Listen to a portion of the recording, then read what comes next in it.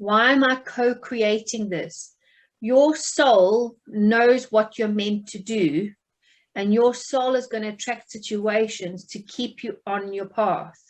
And if you are not aligned with your purpose, your soul is going to attract those situations to push you to grow. And that's just the process. That's how it works. Marrying our intuition with how we want to express ourselves.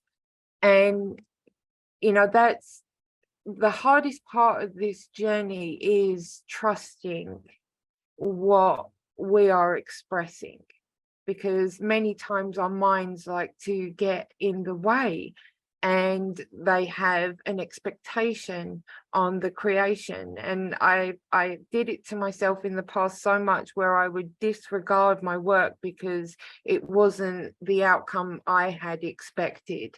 And as soon as I learned to start appreciating the journey, is when all the lessons really started to come through, and I could just practice, because this is a muscle. It's not been used, and so it needs to become a clear channel.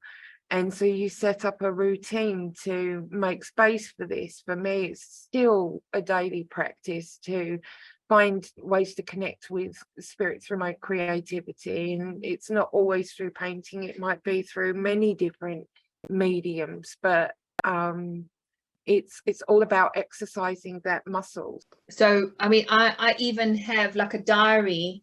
I have a daily diary of where I actually acknowledge the triggers, and then I write down the benefits to those triggers until I can see that it's purely a service of love for me. You know, I've had some arguments or disagreements with some people, and you know, in the moment it can seem really uncomfortable, but all of it is so important to, you know, what are those benefits to that? What is it allowing me to do? Just keep asking, what is it allowing me to do by going through this?